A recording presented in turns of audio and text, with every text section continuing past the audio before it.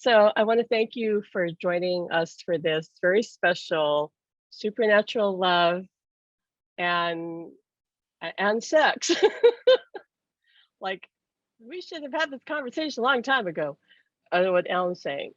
And why not on Valentine's Day, right? So if you are grieving the loss of a loved one that you're trying to connect with through the veil, and especially, I mean, a partner, a spouse, which I don't want to say that that's the worst. I mean, really, loss is loss. So how can you really equate it? I mean, I don't think it's really fair to say the loss of a child is less or greater than the loss of a partner. However, clearly, when one loses their spouse or partner, their soulmate, their twin soul, that is a major upset because that often that person is really part of your life. I mean, your plans for your future were tied in that person, if you understand what I mean. That in a way that really, Alan was saying to me, even a child when they cross over,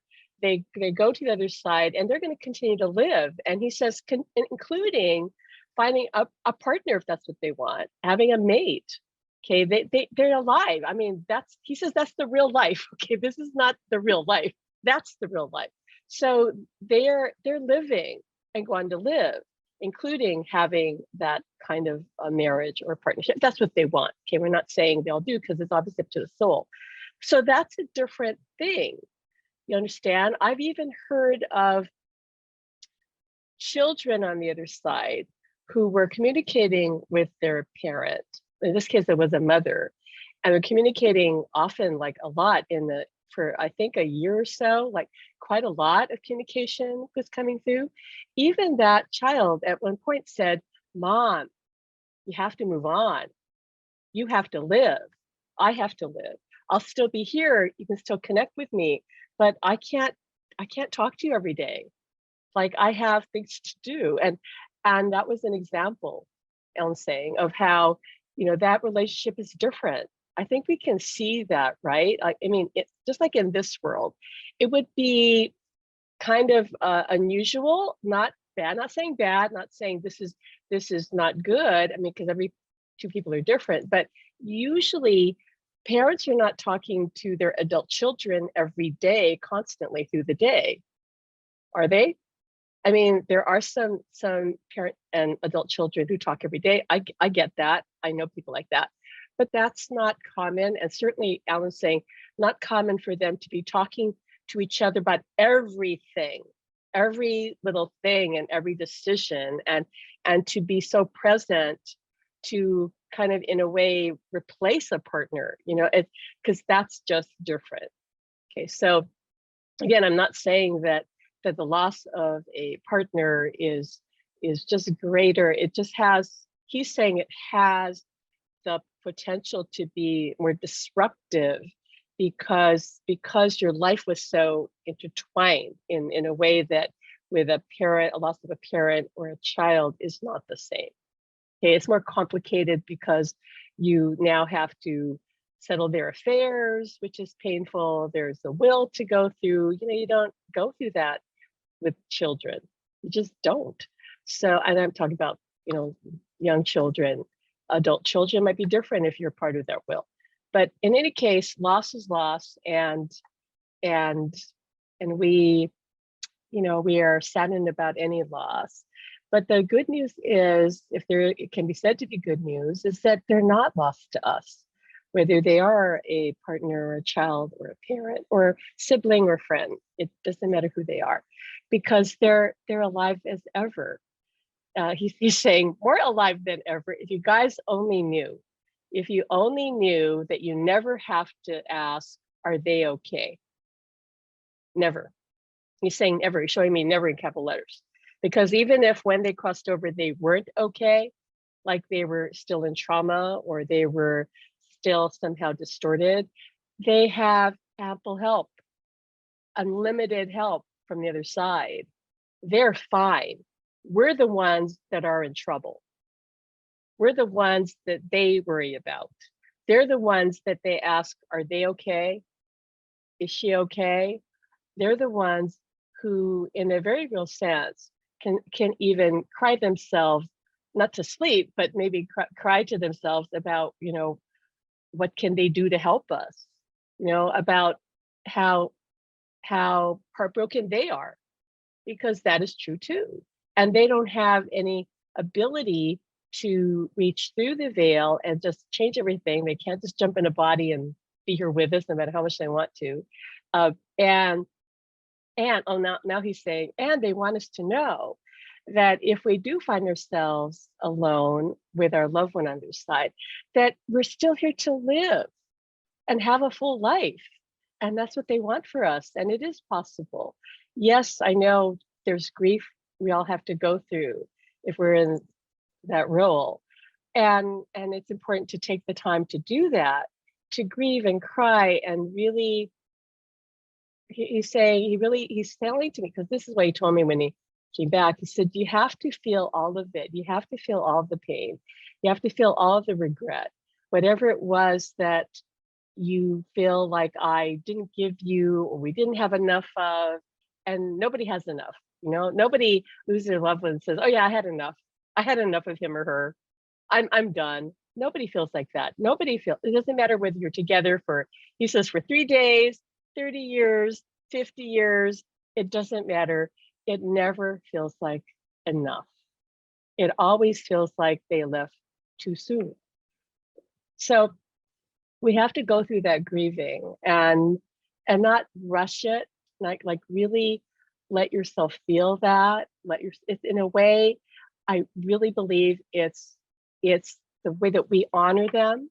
We say that, you meant so much to me, so of course I'm grieving. Of course I miss you.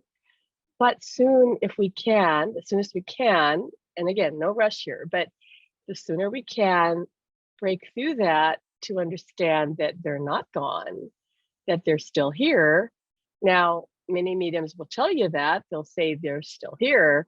But if you listen carefully, and I have to many of them, read their books, listened to their podcasts, if you really listen to them, they're not necessarily saying that, oh, you can continue with them. Okay, that's a different thing. They're not necessarily saying, oh, you can still be part of their life and they'd be part of your life. You can still have an active relationship with them. Very few of them are saying that because very few of them really understand that that's possible. They might think it is, okay, but they don't know unless they've been through it themselves. And very few of them have. I'm not saying none of them have. I was telling them a few of them have, but they, for whatever reason, they're not really sharing like all of the details like we're sharing in our book and we're going to share today. Okay. And somebody needs to talk about this because this is a real thing. As some of you know who are in other groups, there's one in particular, I'm not going to say what it is, but there's one in particular that several of you are in that I'm into, but I'm just not really active in that group. And it's for people who have lost partners who are wanting to continue that relationship actively. And that's still, as you know, those of you who are in that group, that's not a very big group. That's about 1,000 people. That's not a big group at all. When there really are, Alan says, literally thousands, if not millions of people who would want that if they knew that that was even possible. Okay. No, because nobody's telling them or demonstrating to them that it really is possible. They may be hinting at it. They may be talking around it.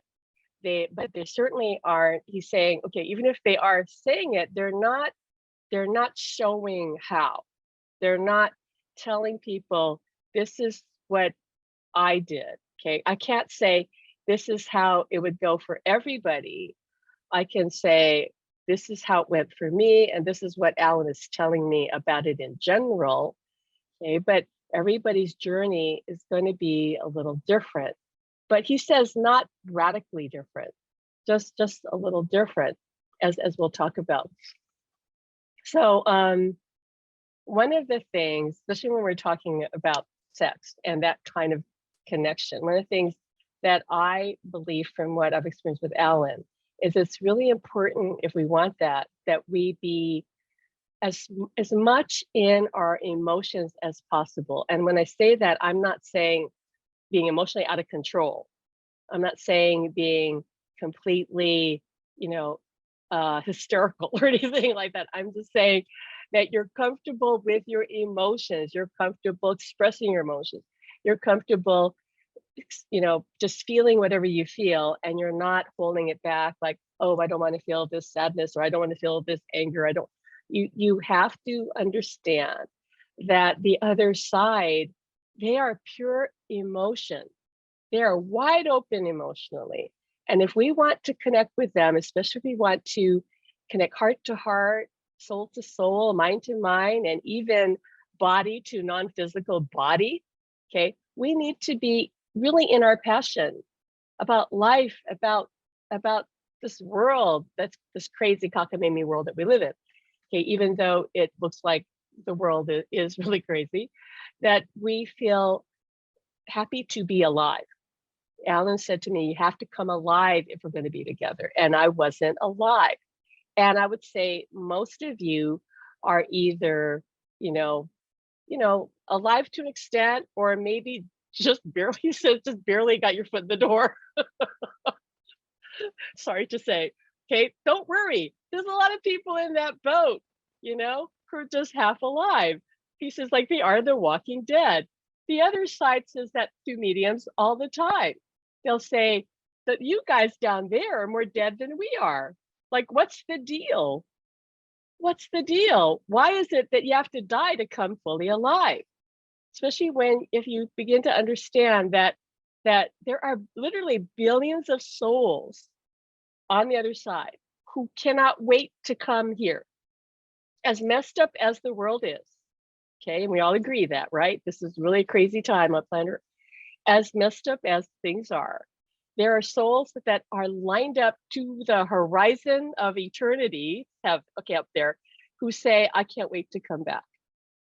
Because being in a body, there is nothing like it. It's like he says it's like going to Disneyland. And everything else up there is tame by comparison. Beautiful, amazing. Don't get me wrong, he says, it's incredible. But being in a body, having a physical body, is the greatest gift that a soul can have. It really is. And humanity would completely evolve and change in a minute if all of us really got that it is a gift to be here, and let me at it.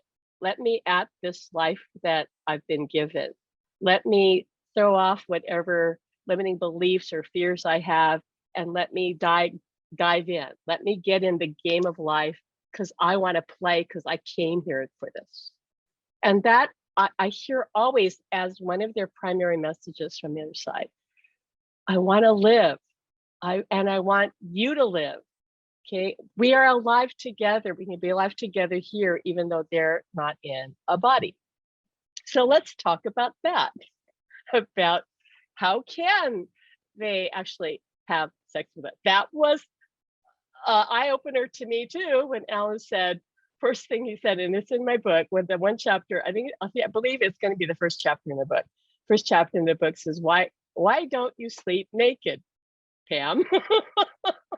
Like, what? That is what Alan said to me. Now you have to understand, in our case, and like I said, everybody's different, but in our case, I understand now that the reason he was emphasizing sex, he's emphasizing passion, because he was all about talking about passion. I'm passionate. And I thought, why is he talking like this? He wasn't like that when he was here. And he was talking like that to Swati, to my friend Swati. She'd say he showed up in like, I think this was on my birthday. He showed up wearing like a satin red shirt, cut low, and satin red pants, and he had a red rose between his teeth. Let me get one of my roses here. He had a red rose, between his teeth, right? Like, okay, a rose, right? Like here between his teeth. And he's like dancing around, and she's going, what are you doing? And he says, I want Pam to know that how passionate I am about her. And I was like, what? This is not my husband. And she said, well, he's like that now. And I came to find out that he said, I know that I failed you in that department. Now, not all souls obviously fail in that department, All right. And maybe your partner didn't feel in that department, but mine did. And so he was determined, say, I have to give you what I failed to give you, which is love and passion and romance and sex. And it's hard because I'm not in the body and I need somebody to maybe buy something for you. And I said, well, I don't really need things, that's sweet and that's great, but that's really never was important to me. I just wanted to be thought of. And I think most of us can relate to that, right? It's not really the gift per se. It's like, I just want you to think of me. I want to know that you care. I want to, and then see the demonstration of that. I would have been just over the moon if he had just taken the time to write me a card, a heartfelt message in a card, but he never did that either. So now he was back saying, but I want to give you everything that I failed to give you. And then he's saying no, and I wanted those things too, is what he's saying, because he didn't get them either. It was like, so we both lost, and he knew that it was really his failing, because that's what set it up, and that's what explained in the book. But he says, now, not all souls obviously are going to be as focused on making that sexual connection as he was, because we just hadn't had that those opportunities. So it was important. Some other couples might be really different. I've read a few stories of people, and it would appear to me from reading it, at least, unless the author held back information, it appeared to me that wasn't as big of a focus, that maybe that the focus seemed to be more of communication and sharing and guiding and that kind of thing. I tend to think, though, that actually the author held that back, thinking that's too personal. Okay. Whereas Alan and I, now we're going for it. We're just going to tell everything. Okay. This is like the tell-all book, because we're spiritual teachers, and we know that in order to really help people, you've got to teach, you've got to share what you learn down in the trenches, and say, this is how it is. You can take it or leave it. You can choose to believe it, not believe it. We don't care, but we're not going to hold back, because that way you will know that we're not making it up. Because I'll tell you the stuff that I've shared, I've written a book, you'll read it and go, oh, she can't be made that up.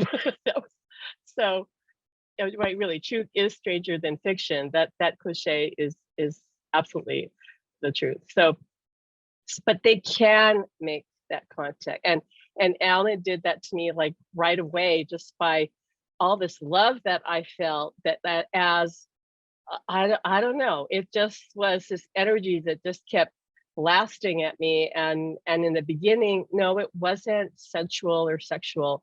It was this love that was, he says, was just breaking down my walls, because I was shut down, and he knew he needed to open me up. So I was crying a lot, and then I'd feel this love come in, and he said, when you cry, you're making room for the love to come in. With every time you cry and release the pain, you're creating more space so that I can bring you my love. So cry, cry, cry, just let it out. And there'll be more room for the love. So that I started to see what he meant, because I continued to cry. For a good 9 months, but it became less intense, less often. But when it hit, it would hit. And that's going to be true for anybody who's grieving the loss of a loved one, that you're going to have, out of the blue, have moments where you just can't stop crying, you're overwhelmed, something small triggers it, and then you're okay. Okay, so I went through that for 9 months, and after that, it really backed off. After that, it just was not the same, wasn't intense anymore. Because he came through, before that, this is 9 months now after he passed, that the grief pretty much was, I would say, was really not an issue. Just sometimes get a little teary-eyed, but not like it was in the beginning.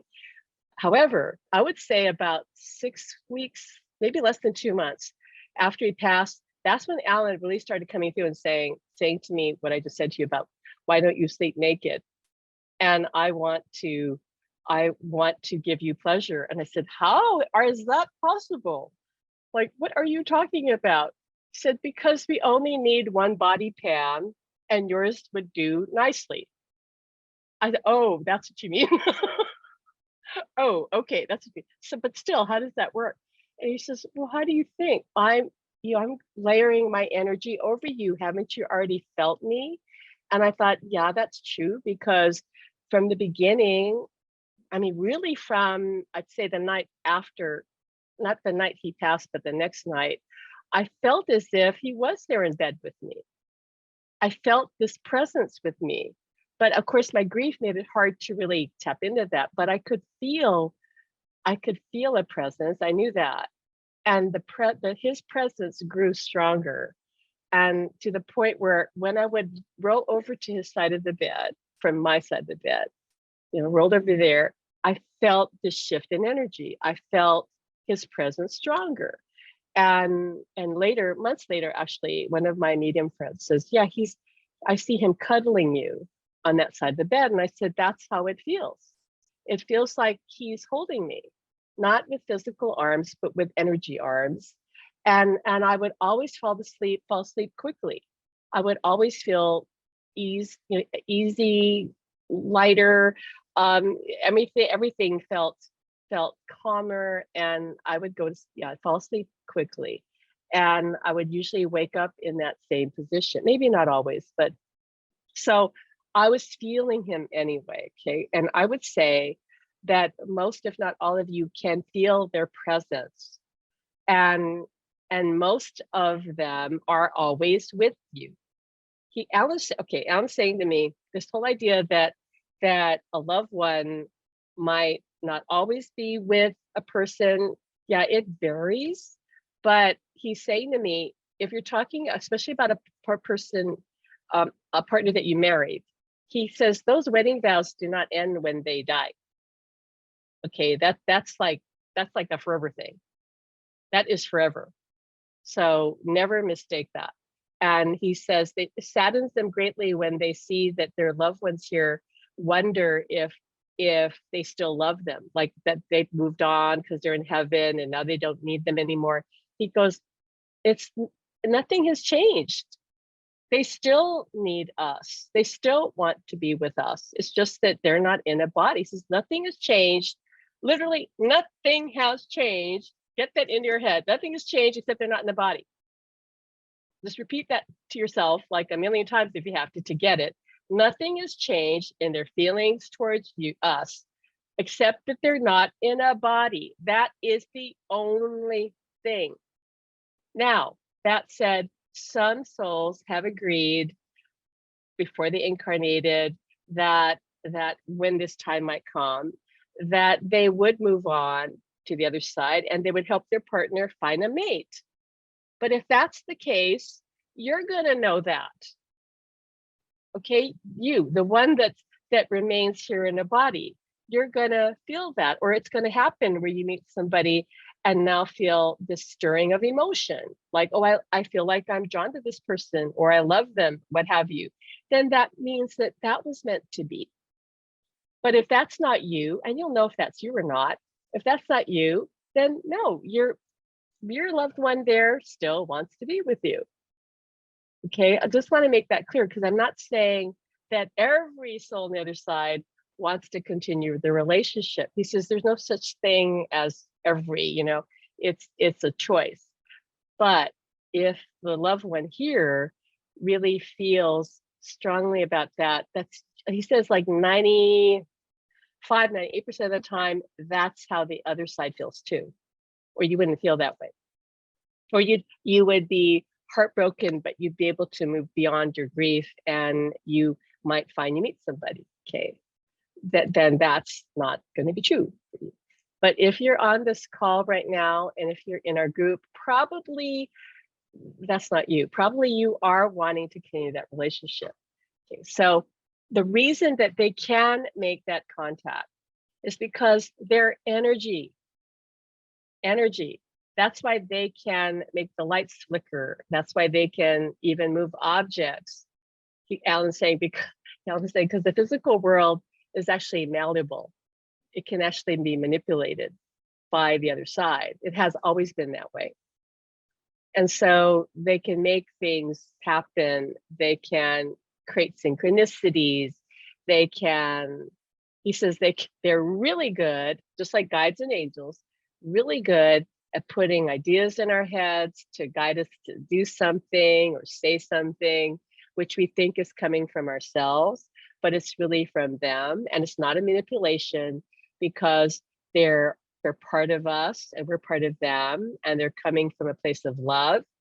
And because they know our thoughts and they know what we really want, and they're helping us, they're guiding us, supporting us. Okay, so I hope that makes sense to you, that you know, they are here as energy, as consciousness, so they can affect matter to some degree. Some of them more so than others. Some of them need to learn that, need to practice how to do that, but they all can learn if they choose to, and it might take time. He says it could take some souls years actually to do that. There's no hard and fast rule, but just know that they're energy, and therefore, of course, they can come in, and they have probably some of you experienced this. They can come in and make you aroused. And you go, whoa, what is that? I mean, I don't know if any of you saw the post in our group by Patricia, and I'm using your name because she's given us permission to use your first name only in our book, because she had an experience of her husband Barry giving her a spontaneous orgasm. Okay, it's a real thing. Now I'm still bugging Alan and saying, well, why can't you do that? But I'll tell you more later, because he is working on it, and I'm not complaining.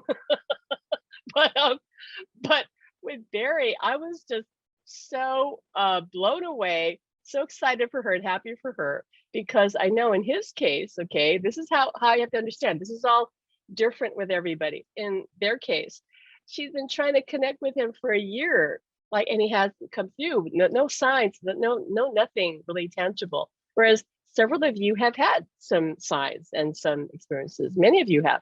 Well, she hasn't had any. And it didn't really make sense, because both of them were rather spiritually aware people. They're not like they didn't believe in the afterlife, or they never talked about it, or not like they never meditated and all those things.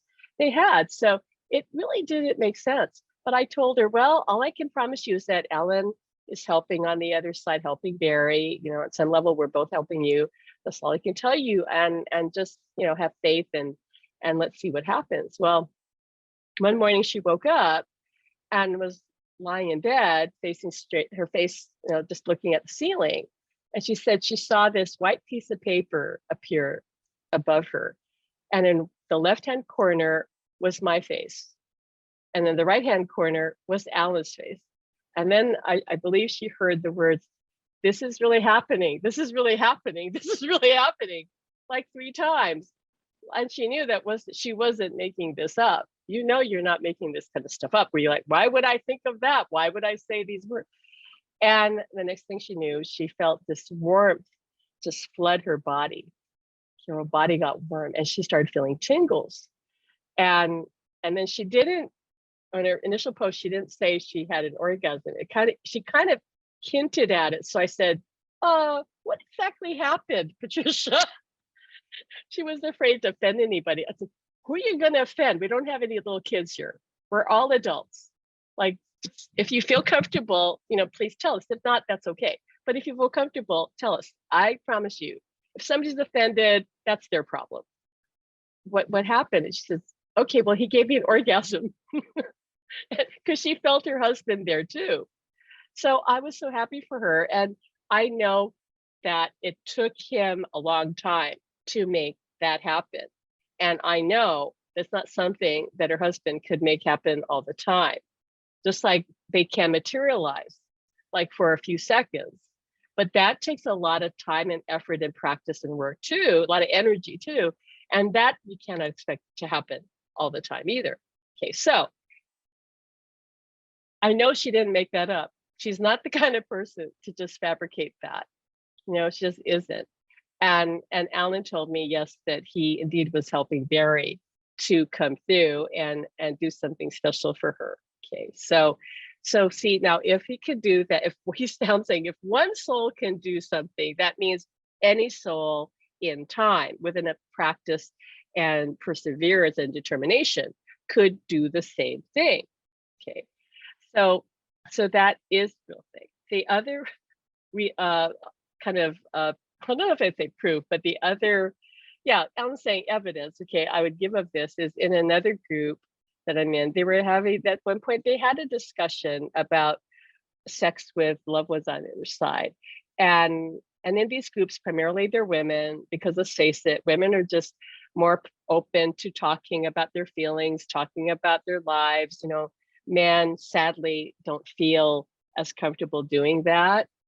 And we all know that. I'm not being sexist when I say that. Alan says that's just how men are.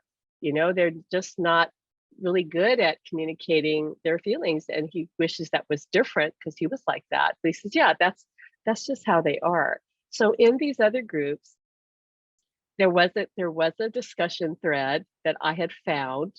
I was looking for something else. You know how I could do a search in groups. I was looking for some other topic, and I came upon this discussion that was held, I don't know, maybe a few years ago in the group. And they were talking about sex with their loved ones on their side. And at least two women, maybe more, said that their partners, their husbands or partners, were giving them endless orgasms. Okay, orgasms that don't stop until the woman decides, okay, well, I've had enough. Like, I can't take this anymore. This is, you know, I'm burnt out. I can't take it anymore. And and Alan says, see, that is real thing. And I said, okay, buddy, then I want you to do that for me. If that can really happen, I'm putting you on notice. I'm putting my order in for that. And he goes, okay, that I can do. All right. Well, we'll see when that happens, right? But true to his word, he started to actually do more of that. I would say it's not unending orgasms. Let's just say I'm happy with, and I think maybe any woman would be happy with having multiple orgasms to the count of 4, like in succession. You know, that like, okay, I'm not doing this, somebody else is doing this, and it's Alan.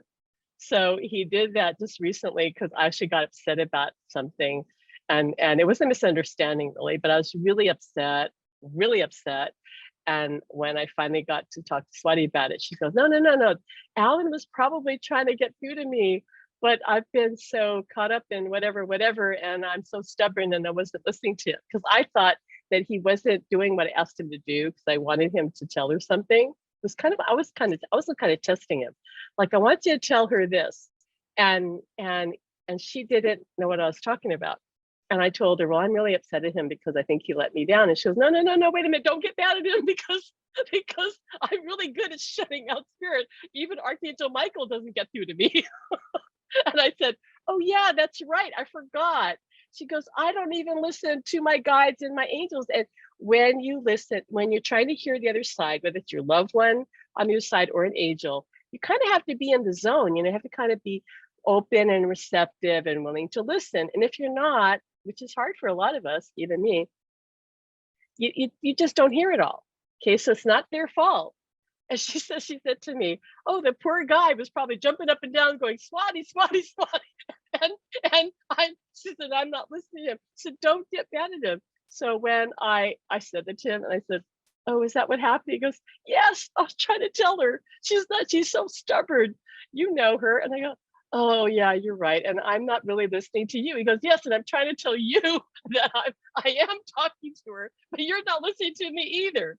So you see, there's all these communication challenges when you're connecting with someone on the other side that you have to take into account. Just because they're over there, now they love us, doesn't mean we're always going to be paying attention because it's a different frequency, right? So we have to allow that there are going to be some miscommunication. So in any case, because I was upset and I felt badly afterwards, I said, I'm so sorry. And he says, don't be worried about it. I'm just upset that you got upset. Not upset that you got upset at me. I said, I just really feel badly that you were so upset, Pam, that you felt I'd let you down, that you felt so hurt. And so that night, oh yeah, multiple 4 orgasms, okay? So Swati goes, makeup sex, nothing better than makeup sex after an argument. She used to tease me and go and say, I think you should get mad at Alan every month so you have great makeup sex. And she said, when she said that, she saw him and she said, he looked horrified. He was like, oh no, don't do that, because he can't handle it when I get upset like that, because he feels my emotions. That's the other thing you need to understand. They're so tuned into us. So if we're devastated and we're crying and we're hurt, oh my God, they feel it times 10. He says times 20, really. And so that becomes really hard for them. But they don't want us to think that we should not cry, okay? Because they don't want that either. They don't want us to hold back and say, well, I don't want to get Kim upset because I'm upset. No, just let yourself have it, but get through it as fast as you can. Get on the other side of it. So don't hold it back, but understand that they feel it all. And so they don't want us to go through that. And of course they don't want to feel that either, but they're not being selfish and saying, well, I don't want to feel upset, so don't you get upset. No, they want to do whatever they can to help us, live a life that is just calm and happy and peaceful and joyful above everything else, right? So yes, they can come in and layer their energy over us. They can come in, and I've experienced Alan out of the blue doing things like I'll be washing the dishes and all of a sudden I feel aroused and I go, what the heck's going on? I'm just washing dishes here. I'm not even thinking of anything else. And all of a sudden I'm turned on. And in my mind's eye, I go, oh, you're doing that. He goes, yeah, I am. Okay, you're going to have to wait. Okay, I will. But sometimes that's happened a couple of times. I'll just go, whoa, where did this happen? Where did this come from? And that's how you know you're not making it up. Okay, you're not making it up. And they almost always want that, pretty much almost always. And they'll never get tired. They never run out. He says they'll never run out of gas. They'll never, their equipment will never fail them. Okay, and he's saying that really, there's no limit. It's all in how we approach this, and I know how it will feel in the beginning to almost everybody. You'll feel like you're making it up. You'll feel like, okay, I'm doing this, but I'm just living in my own reality. Well, yeah, well, guess what? You create your own reality anyway. You're making up your whole world anyway. But if you go into this with that open mind and you just experience it, you'll prove to yourself that this is real, because I promise you, you cannot make this up. You just cannot. The more you go into, the more experience it, you realize, no, this is real, like this, because those spontaneous things will happen. And the body's not a machine, right? Like we in this world we live in, the medical community, scientific community just looks at us like we are machines, like we're robots. Like, okay, the body should react like this, we're like that. No, it's not like that. So your body responds in interesting ways where you didn't think that you were turned on, and all of a sudden you are, and then you thought you were, but you're not. It's like there's all these other factors involved that I never understood before until Alan came back to me. And of course, this is beyond even just sex, because we're talking about love and sex. Because I think most of us can agree that sex can be rather, mechanical and really in a weird way devoid of passion. Because true passion would have love in there as the foundation. Otherwise, it's just lust, and that's a whole different thing. But okay, so wait, he explains to me. Oh, okay. Okay, so he says that that the supernatural sex is really about just surrendering your mind to this experience, and just going into that, and just letting yourself be in that moment, with them, and imagining them in your mind. Okay, because this is yeah, I mean, I guess I should go without saying that this is a different kind of sex, right? Obviously, this is different. Your imagination, your ability to visualize them plays a key role in it.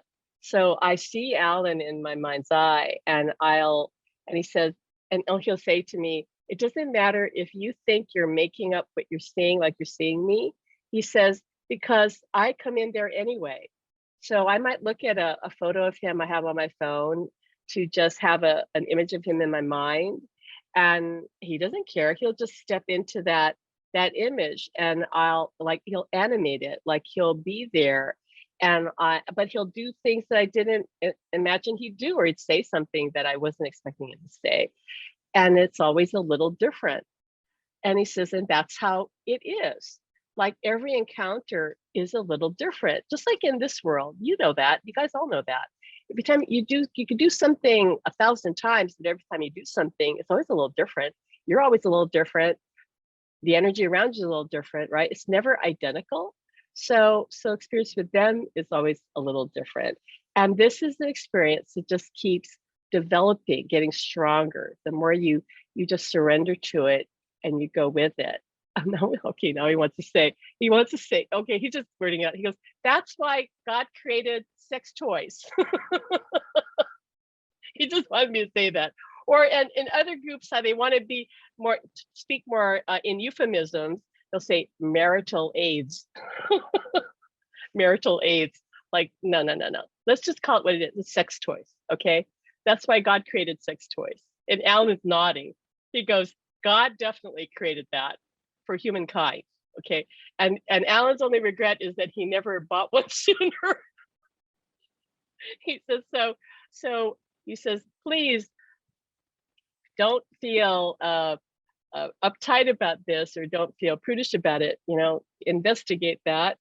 And he says, because your loved one on the other side would be more than happy for you to buy one, whether you're male or female, because they do have sex toys for men too.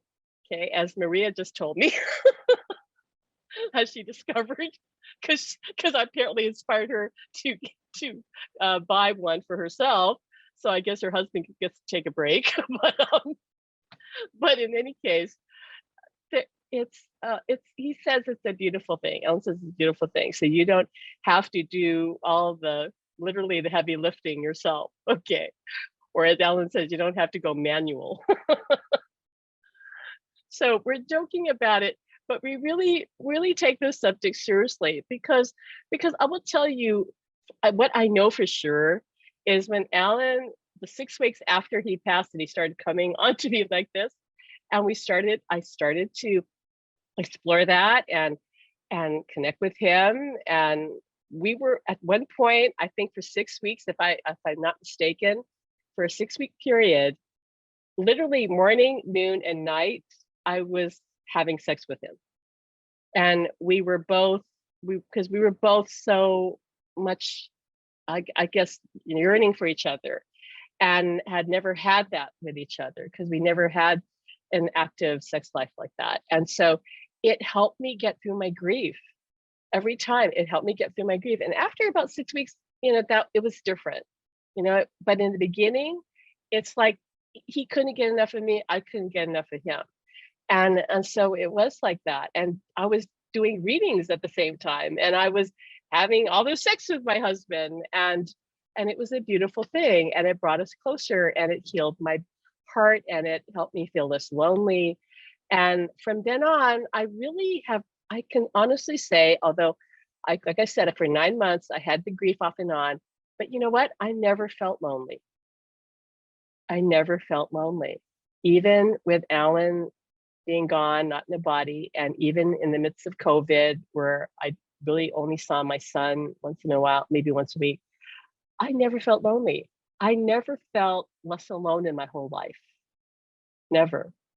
I felt more alone when we were married and he was here in the body, because he wasn't really talking to me.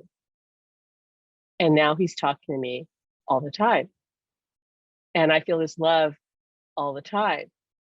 And anytime I need that physical comfort or that sexual connection, whatever I need, like he's there for me. He gives that to me and more. And he's working on the unending orgasms, which he says, by the way, absolutely is real. It is achievable by the other side. And he's glad that we're talking about it, so you know that's possible. Just be patient with your loved one, okay? And the first aim is for multiple orgasms. I think you would agree. Like I've talked to a few friends, and they go, "Oh yeah, well I think maybe if I've had two, like one, like two at a time," and I go, "Well, how about 4 or 5 or 6 at a time?" Like, no, I haven't had that. Okay, how about an ending? Oh no, definitely not that. Okay, well you can have that. And that's why I guess that's why Alan told me from the beginning. He goes, at some point you're going to understand what I meant. I really meant it when I told you that you're going to realize that we're the lucky ones. That we're the lucky ones. That I'm not in a body, and yes, I know you'll always miss my body, but you're going to have everything else except that.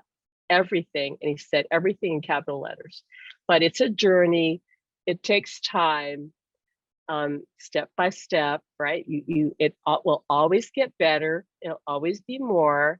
And I promise you that's true. It keeps getting better. Yeah, you hit a plateau maybe here or there, but then it keep going, it's like that, like up and down, then up, plateau, up, it's always a forward trajectory. And it really is down to us and what we believe is possible. Okay.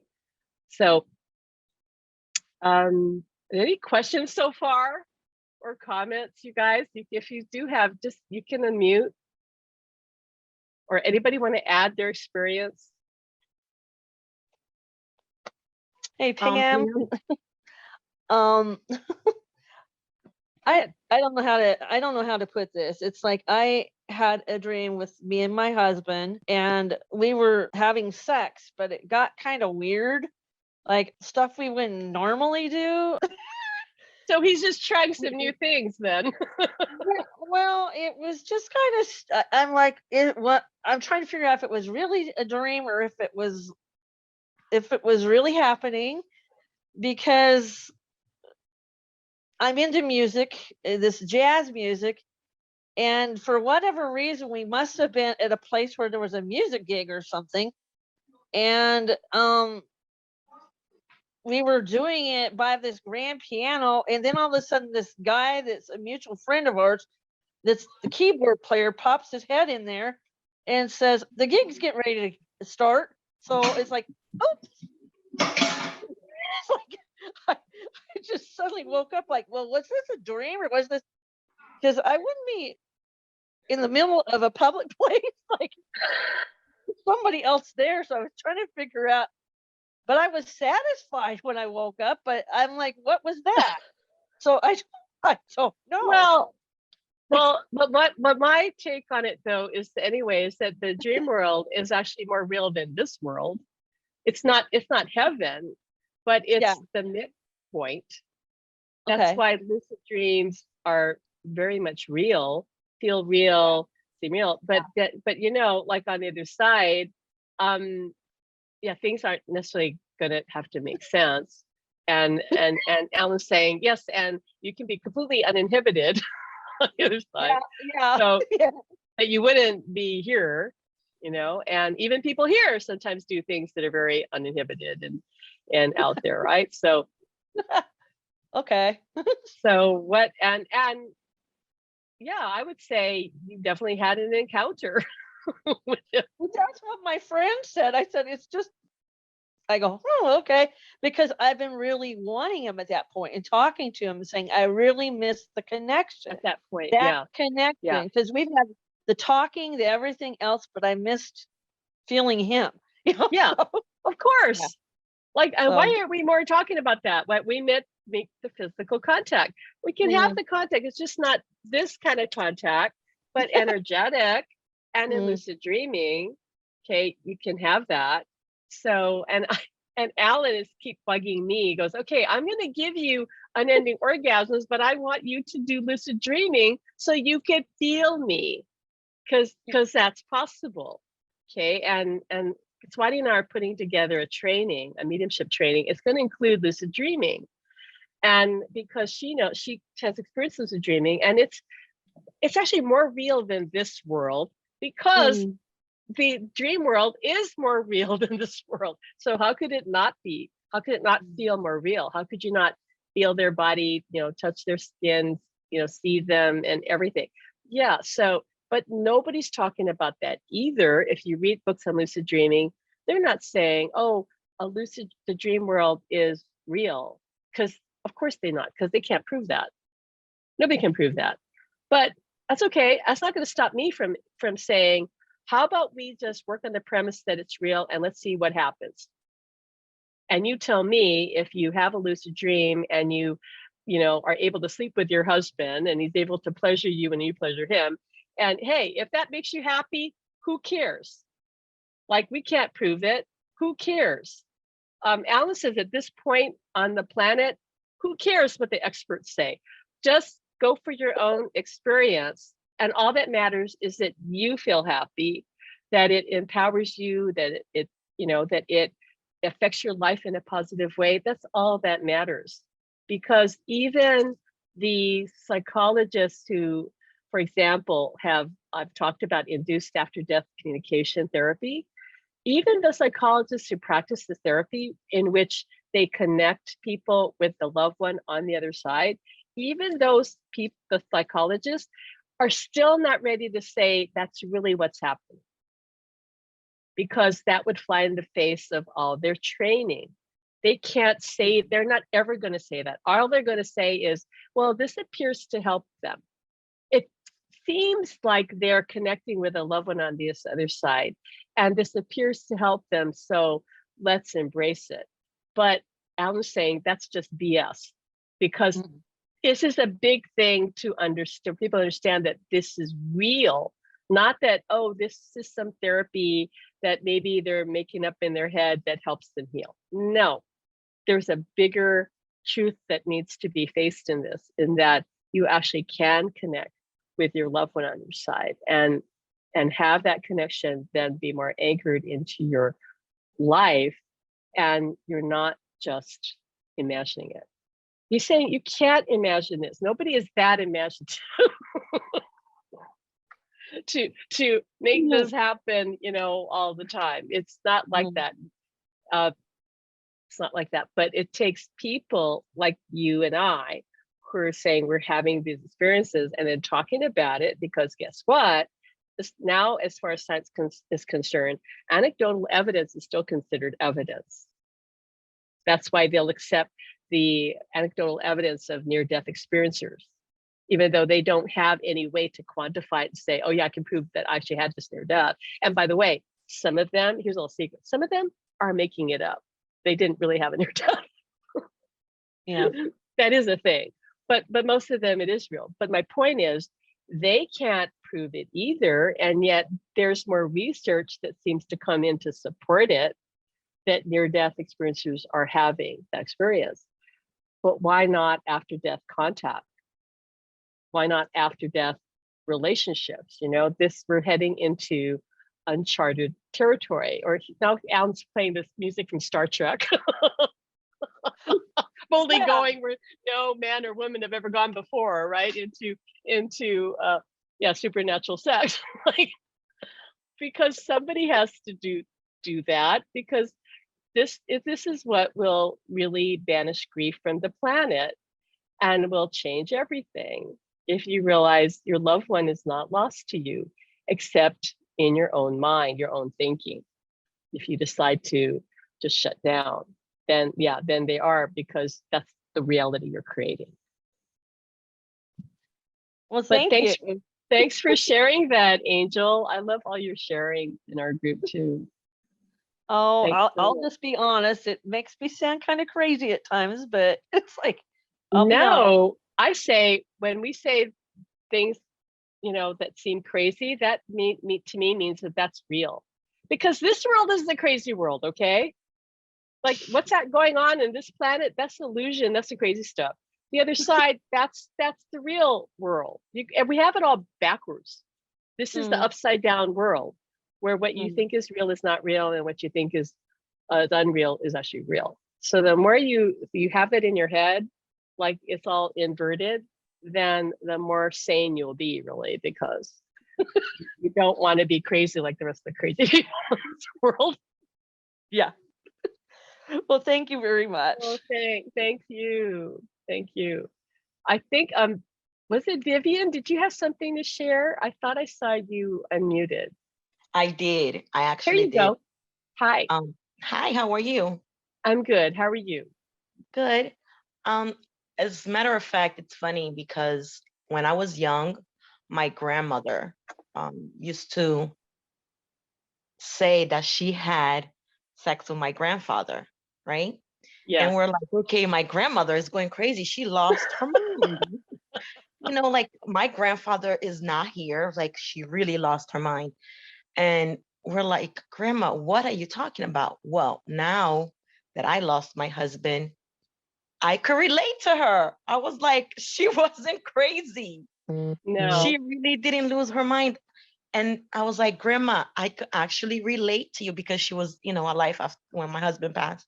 And I was like, I could relate to you. She said, see, I'm not crazy after all. I was like, I could relate to you.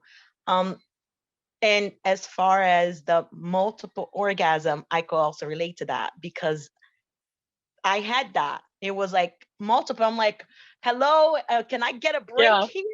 Like this time it wasn't Did him. you really want a break? Wait a I minute. was, Did you really want a break? Were you tired? You I see, was tired. I was we're the like, ones that have physical limits, not yeah, them. So I I go, was wait, I'm tired. really tired today.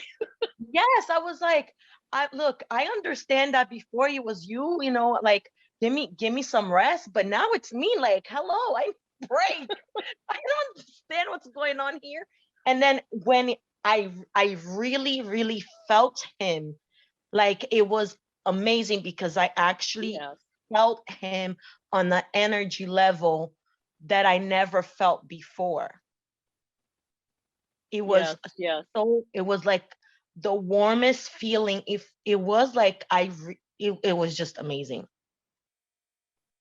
It was Like you amazing. mean like you experienced his energy, like Yes. him as like as an energy being, right? That you As an never had energy before, right? level. Yes, I could Because actually yeah, feel his because energy. right, because he's not a body, but you can feel his presence, his energy. Yes, no, not his body wise, as far as energy Right. wise, I could But it's a feel. tangible thing. Haven't you experienced it? It's Yes, like a real tangible thing. You know yes, it's him.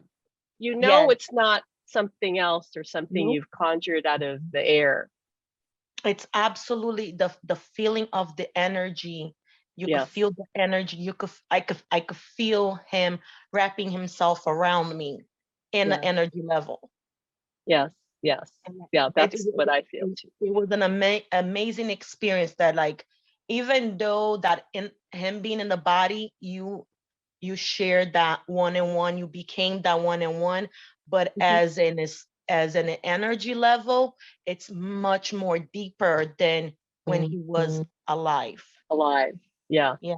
Because he's not holding back anymore. And as long as somebody's in a body, even if they're a quote awakened or something, okay, their ego is still in place. They're still holding back some part unless they're so highly evolved that that's all fallen away. But let's just face it, 99% of the people on the planet, they're not there. So what you're experiencing is that's the real him, like all of him that he couldn't ever give you before. Not really. Even if he wanted to, he didn't know how to. Right. So that's what you have now. That was amazing. And then the other thing that you made a comment, you were talking about that Ellen said, you were made a comment about that men are not good in communicating. Hmm. My husband was like, you see, Alan can understand me. You see, I really have to get with this guy. I really do. I was like, he understands me. You see, it's not just me. Do you see what I'm talking about? It is not just me. Now he understands what I'm saying. I was laughing Well, when he was saying, you see, oh babe, God. That is so funny. Yeah, because Ellen knows, like, men are not encouraged to be emotional.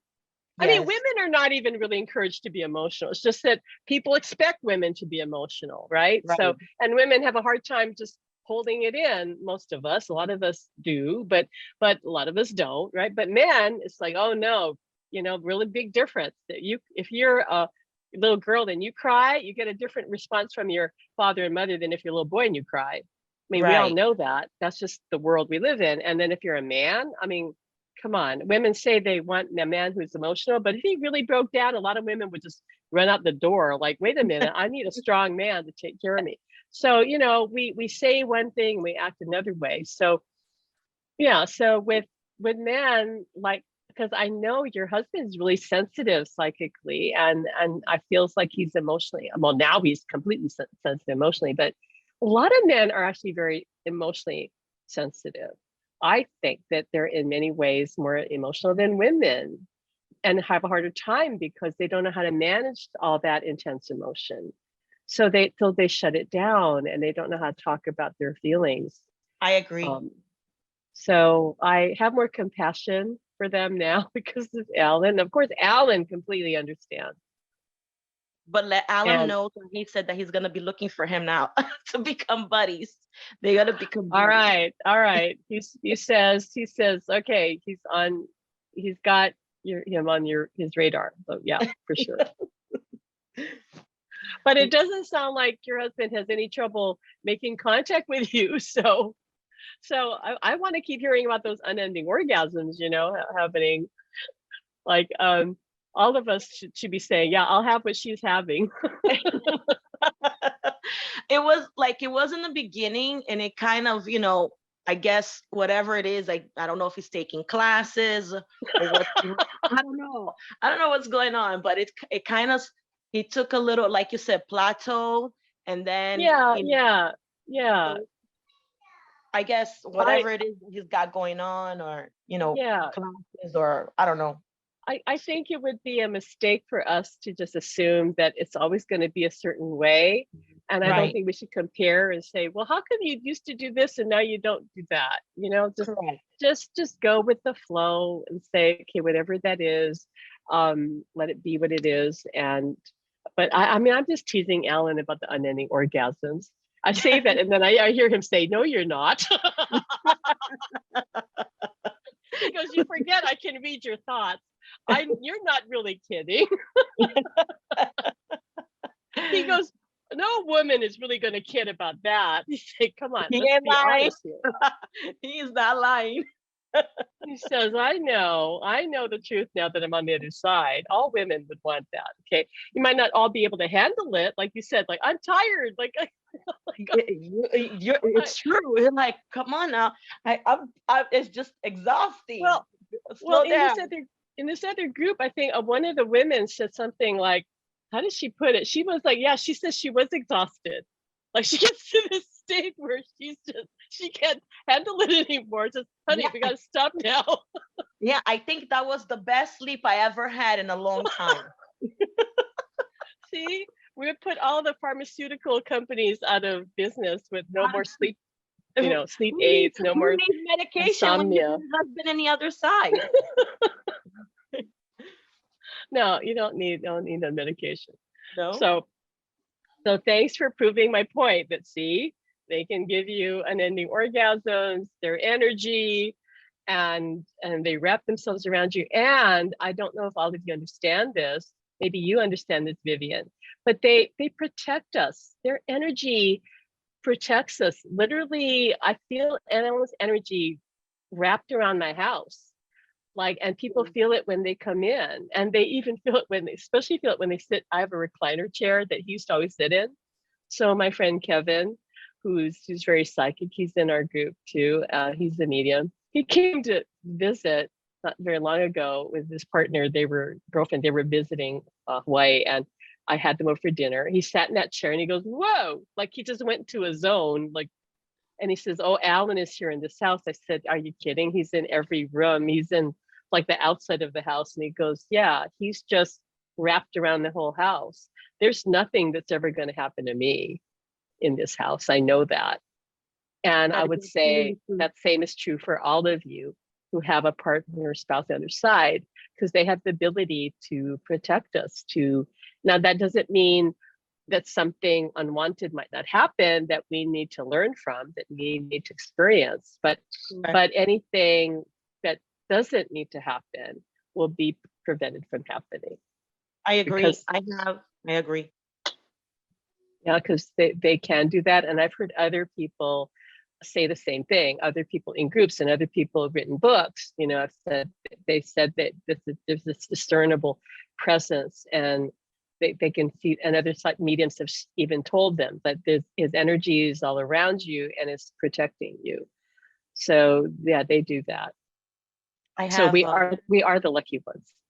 yes, I have my kids have a particular friend that he comes here. He's very young, but he's very spiritual, and he's got some kind, I don't know if he has um how can I say it, became aware that Hmm. he's psychic, or he's got some kind of spiritual awareness. I just don't know. Hmm. But he comes in and he tells me, he goes, "Oh, Pop is here," because they all my kids' friend used to call him Pops, and he was like, "Oh, Pops is here," and it was just the way that they communicated. When my husband, when Santiago was alive, he used to Yeah. come and just, and say hello to him, and he just first thing he Yeah. does when he walks in the garage, he goes, "Hi, Pops." And he goes, "Pop's here." And that's Yeah. just the way he is. He's always going to be there, but you know that he's not Yes. going anywhere. Yeah. No doubt. No They're doubt. um, they'll always be there. So thanks for sharing, Vivian. Was there anything else?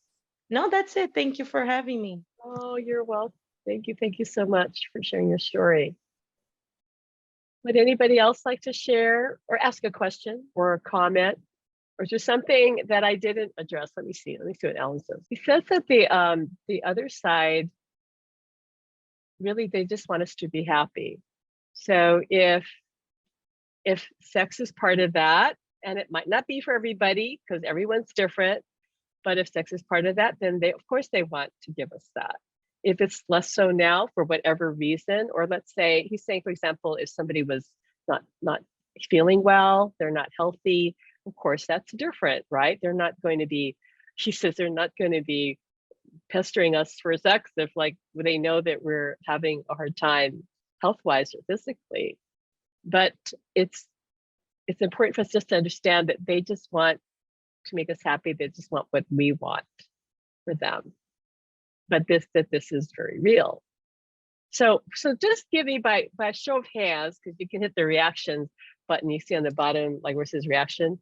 Just by show of hands, just indicate to me if you feel like you've had some sort of sexual contact with your partner. And it could be in a dream too, because to me, dreams count, because to me, dreams are real. How many people have had that? Let's see. Does anybody, and we can do this by show of hands again too. Does anybody think that this is not possible for them? You want to raise your hand if you think that for some reason this isn't possible for you? I'm just curious. See, okay, so that means you all think it is possible. You don't think it's not possible. Okay. I hope we've given you something to think about. And if you have more questions about it, you can always post in the group and we can talk about it. But I think that we've at least given you a bit of evidence that this is really something that can happen for anybody. It wasn't something, again, that I had ever imagined would happen to me. I was really surprised pleasantly, and I still am. I'm still trying to understand how this all works. But Alan says he's working on. Oops, I just heard a noise. Working on more surprises for me. So, and I know that your loved ones are working on surprises for you too. So all I want to say in closing is that this is a journey that just continues. It never ends, and it's always going to grow and become more. And like Vivian has shared in her case, that You can have those unending orgasms for a while, then maybe they go away for a while, and maybe something else happens, and who knows where the journey's going to take you next. But but it always deepens in my experience.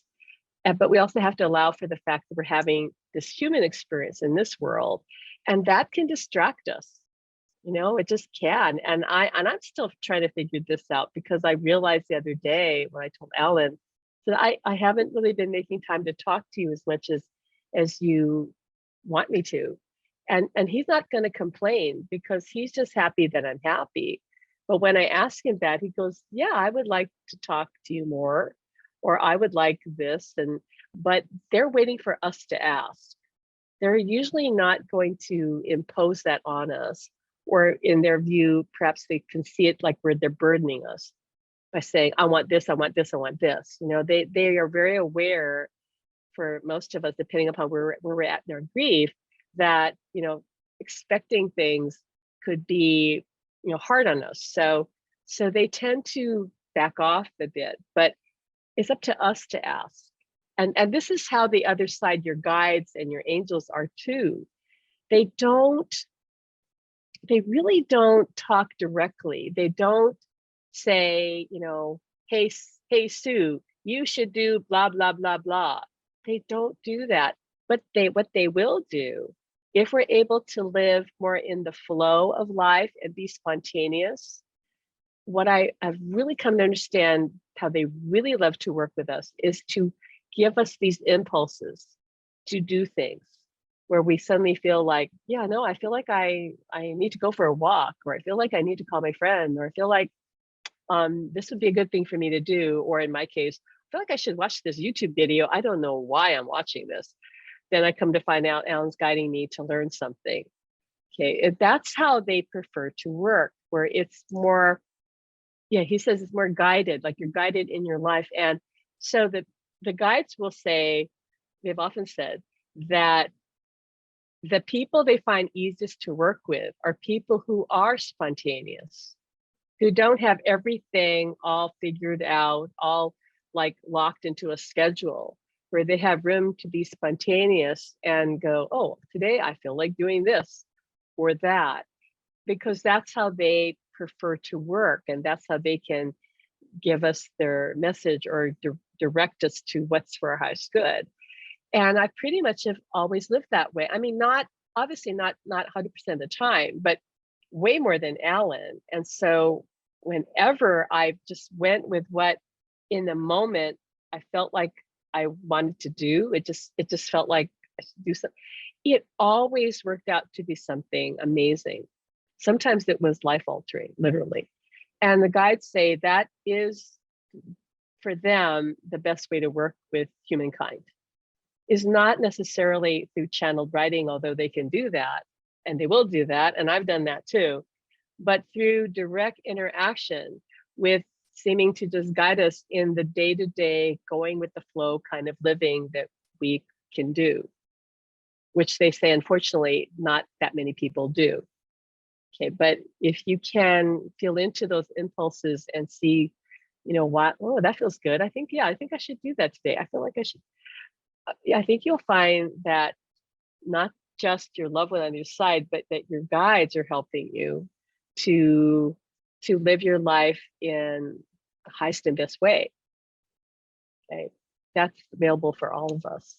And Ellen says, yeah, you don't have to take a course.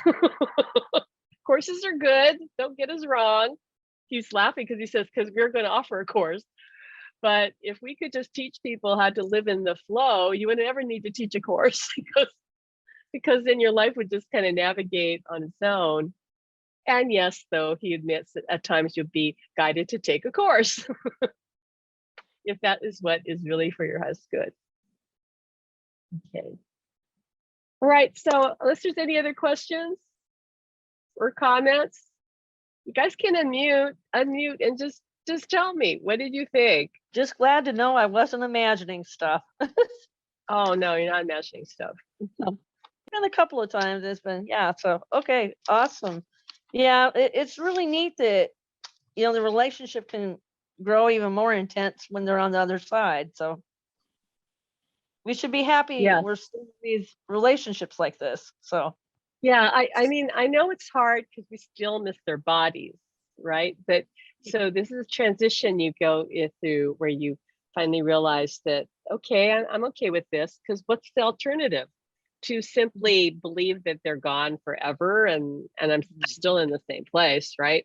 They're still not here in a body. So I can either make peace with that and find another way to connect and feel, as you experience, feel satisfied that way. And by the way, I believe there is evidence to prove that having an active sex life actually does keep you young. yeah. And having orgasms and all that, actually, there is a health benefit to you. So Ellen says, yes, Pam, that's why you're going to look younger.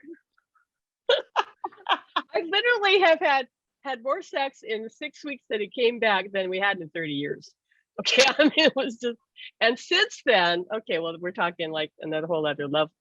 But the only limit is me, because I'm still in the body, and so I'll get tired sometimes, as you've experienced, Vivian. So anything is possible. Let go of this doubt you have that it's your imagination, because your imagination is actually real. There's a reason why you imagine, quote unquote, what you imagine. Okay, it's because it's real. It's not just made up. It's not you coming really from the conscious mind. I mean, yes, if I told you to imagine a pink elephant with purple polka dots, you could. Okay, you could, because I told you, okay? But if that image just popped up in your mind and you go, Right.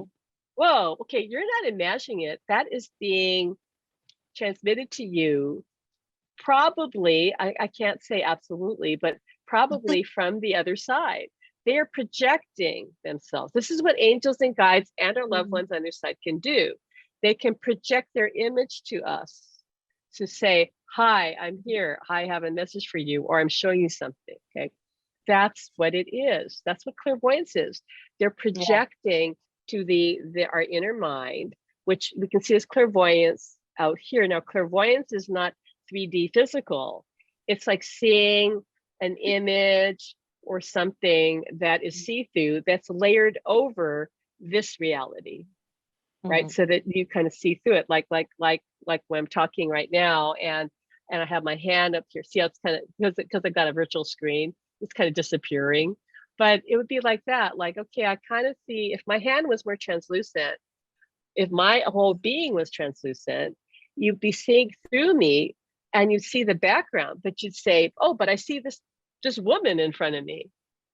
Okay, that's clairvoyance. It's like wearing a pair of dirty glasses that you go, wait a minute, I see something, it's all fuzzy, or I kind of see some of it, not all of it. And that's what clairvoyance is. But you are seeing what you're seeing. It's not made up. It isn't, because you'd have to literally make that up. So we have to get over this whole idea. We've just been conditioned and programmed to believe the imagination is not real. And we're conditioned by people that wanted us to not embrace the power of our creative mind, to project, to allow the other side, the unseen world, to project itself into our world here so we could see it. Because everything here is a projection of the other side. None of it's really real. None of it's really real. I have a question, Pam. Yeah. Hi, Anne. Hi. So what about people that have maybe lost two husbands, two companions, two partners, or a husband and a boyfriend? Okay. Or whatever, whoever. What about Yeah. this? Multiple. Well, what about them? I haven't lost a husband, so but I've lost a But what boyfriend. about it? Okay. So yeah, they can make that contact if that's what the two soul, because it's a two-way thing, right? It can't just be the soul on the other side. It can't just be the soul here. Like Right. if it's a two-way thing, like they both want that contact, yeah, they can have that. is A it friend of, like I don't know, weird? well, how do you make that happen? No, kind of but thing? would they be agreeable up there? Say the two partners that, you know, you've lost, would they be agreeable to have this sexual relationship with the same person? Like, does that happen? Or like, just curious. I can't say that you know, I have an experience of that, but I do know that on the other side, you know, they don't look at monogamy the same way anyway, Right. That's what I wondered. because you know, because love is love, right? Now Yeah. that said, Alan was really worried that he was going to lose me when I got really upset not this last time, but recently it was really bad, and I said I can't do this anymore. Like I was really angry at him, and Swati knew that. Swati says he's afraid that because he was so shitty to you that you're like, you've had it and he's going to lose you. Now the soul that he is knows that he can never lose me, never. Even if right now if I said screw you guy, I don't want anything to do with you, I'm over you, I'm going to meet somebody else, we are already one on the other side. But the him that is more closer to his human self that he was doesn't want that and would be heartbroken and would be devastated. So this goes to a bigger subject of understanding that we're multidimensional. We're not just one self. Mhm. You know, we have many aspects. So I'd say with that in mind, that if someone here, and let's pretend it was me and I had Alan and maybe another boyfriend or something, or maybe I was married before and my husband from before, and would they want to say share me? Alan's saying, well, he's laughing. He goes, well, that would make the idea of threesomes rather interesting. What he's saying. Because there are no limits on the other side, and there's no judgment, and there's no real, you know, boundaries with anything. So it's really like, what does the soul want to experience? Okay. So I do know, okay, some people have asked, like they like have been married multiple times, and let's say that all those partners crossed over, and so that person might wonder, well, who am I going to go back to? Like, who am I going to be with when I cross over? Fail And today, George tomorrow. well, the answer that I heard a medium tell this woman who asked the question, which it felt like the truth to me. The medium said, well, you're going to end up being with the person that you're not complete with. Like there's still something that you want to experience with that soul. That makes sense to me, that there's some other reason to be together. Otherwise, you know, the other relationships may have run their course and there's no reason to be partners again on either side. But I do know that when we cross over, we often will go back to our partner. We'll be married again. We're going to we'll have a home again. We're going to have a life together again. All of that is there on the other side. You build the home that you want to live in. You can change it. It can be wherever you want it to be, and decorate it, furnish it the way you want it to be. And so you'll be with whoever you choose to be with, mutually choose to be with. And I've heard back from people, you know, through mediumship readings that when they do reunite that how happy they are. You know, especially if when they were in a body together, they had a lot of struggle, and they maybe one or both parties were mistreated, or, you know, they didn't really always get along. And just like Ellen and I were, I mean, we did get along, and yet there was no passion. But on a surface level, we got along fine. We were like friends, but it was just that. It was like just being friends. It wasn't really a full-blown romance and love affair that it could have been. So when you go to the other side, you can pick up where you left off, and it'll be better, because there's no more issues anymore. There's no fears anymore. There's no limitations anymore. Mhm. So, you know, everybody, I'm saying everyone is happy on the other side. Okay. Unless they're grieving their loved one who's still here, who is grieving. Now, if the loved one here, even if they didn't want to connect with their loved one on the other side.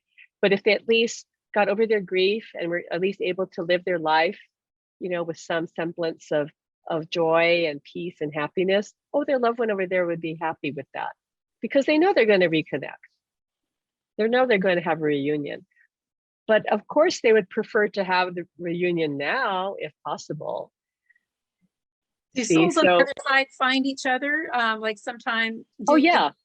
Oh yeah. Like no, but I mean somebody that they maybe never knew before. Do they end up connecting? A man and a woman, end up connecting. He's saying that you can meet new people for sure. There's like everything here. Like there's so many people here. However, there's usually there are souls there that you keep reconnecting with, that you have history with, that you've known through lifetime after lifetime. But he says there's everything there. So there's no like one way, and we can't really equate it to how things are in this world. That would be a mistake to say, well, in this world things are like this. Is it like that over there? Well, yes and no. Like it's really hard to explain. And he says he can't really talk about everything, like about how it is over there. But yeah, but what did he also say to me recently? He said, but there really isn't karma in the sense that we've been taught there is.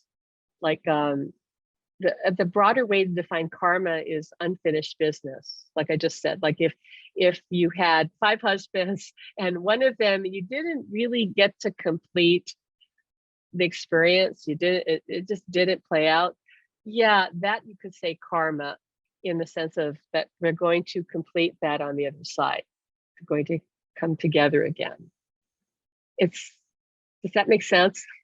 Hope that it makes sense. So thanks for joining us. I hope this helped you put this in perspective and gives you some hope or ideas of how to open up to this. And Alan's saying, like, I should give you links to the websites to get sex toys.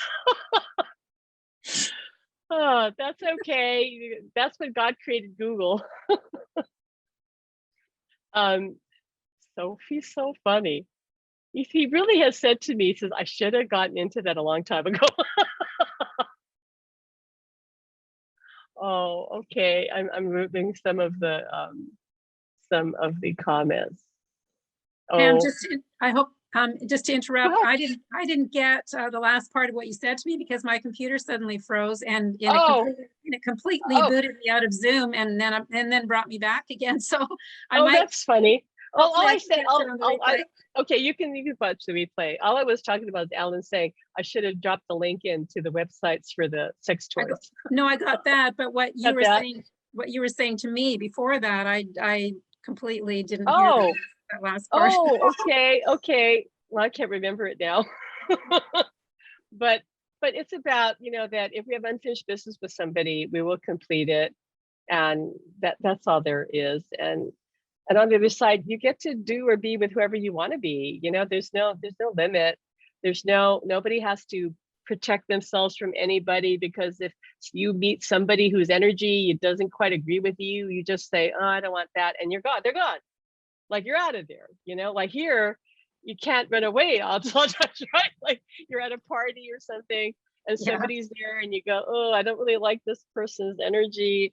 Not trying to be judgmental, but they kind of make me uncomfortable. Well, over there, if you were in that kind of party, you'd have that thought and that, okay, you're not there anymore. They're gone.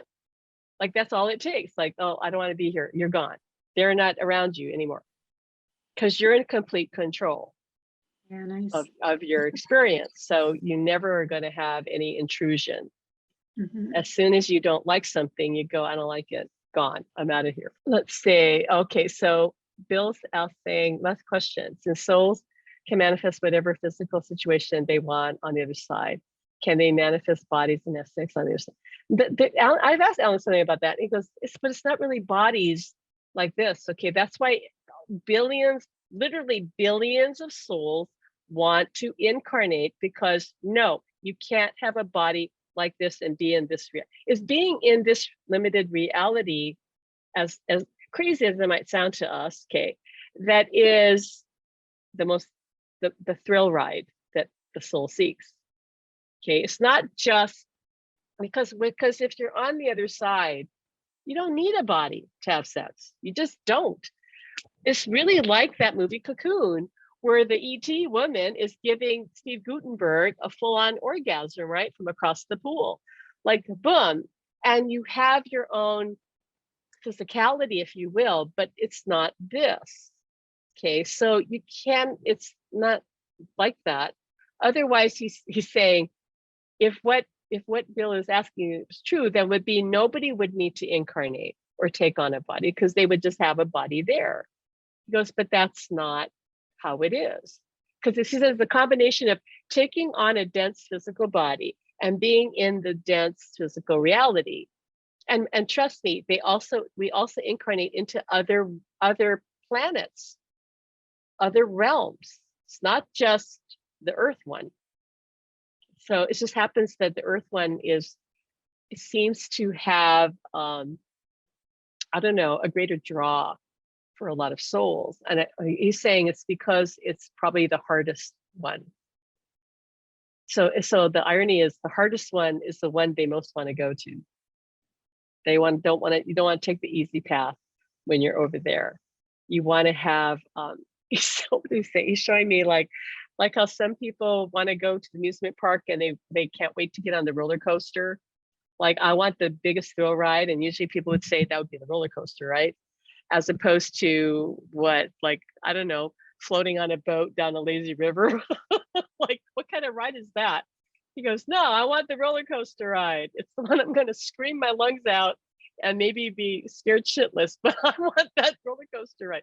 It's kind of like that. Like, I want the greatest thrill and the greatest challenge, and that would be here in a body in a denser plane of existence.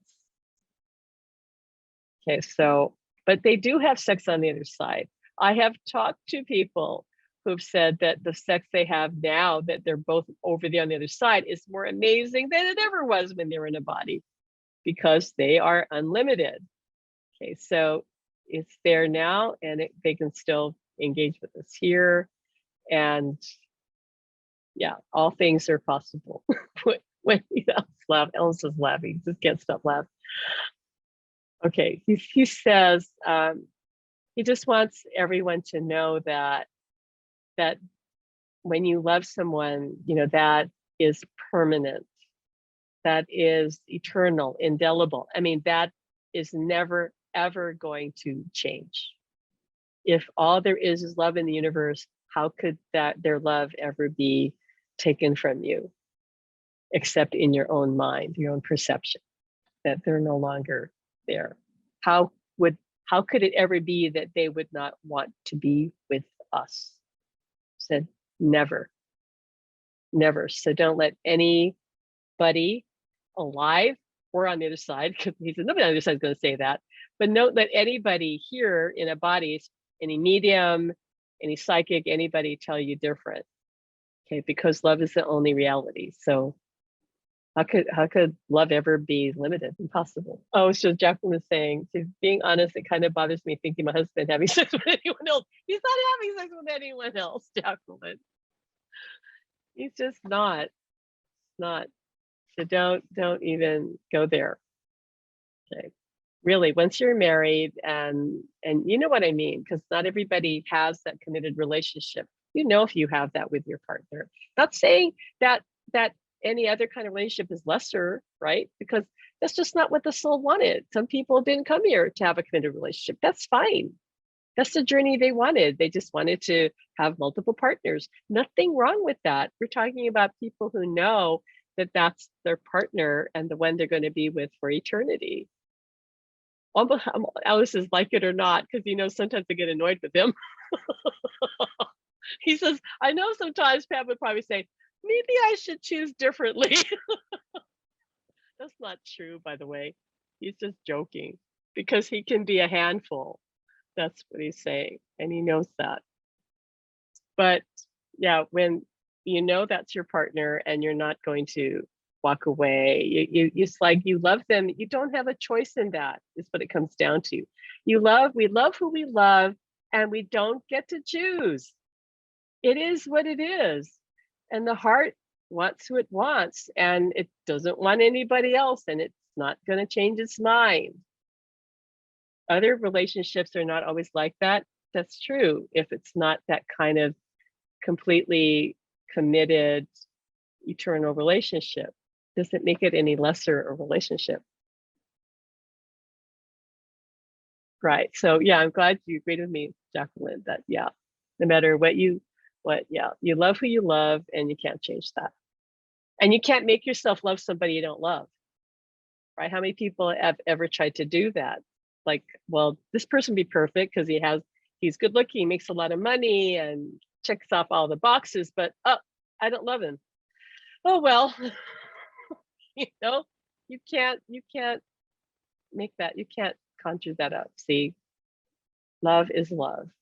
All right, so happy Valentine's Day. And if you're celebrating it with your partner on the other side, please have fun with them. Please know that they want to be with you, that they want to shower you with love and affection. And if you haven't brought something for yourself from them, go and do that. Alan made me buy roses. I wasn't going to. I was kind of like, oh, I don't really want to know if I want to spend the money. He goes, Pam, please buy the flowers for me then.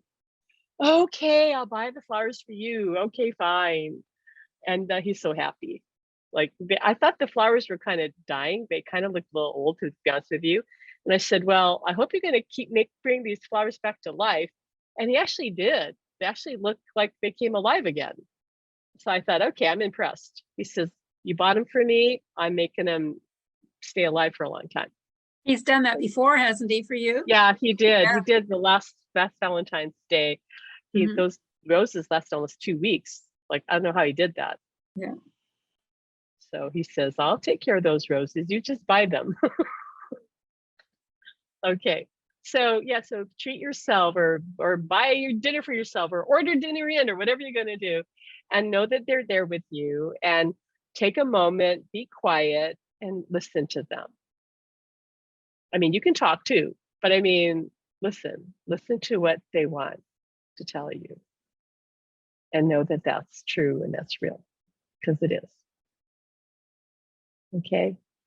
All right, so happy Valentine's Day, everybody. We love you, and we will put this replay up when we can. Well, my assistant has to edit it, but I'm glad all of you were here for it, and you got to hear us live. So we wish you a special day.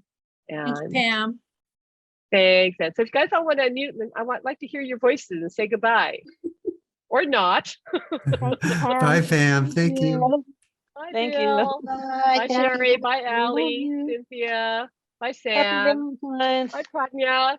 Bye, Vivian. And Thank Elizabeth. you. Elizabeth and Becky. Yay, Elizabeth and Becky. We'll want to hear Happy them. Valentine's Day. Day. Alan, Bye. Yes, Alan says goodbye to you. And Jacqueline. Bye. Bye, Pam. Talk to you soon. Bye. Talk to you soon. Bye, Angel. Bye, everybody.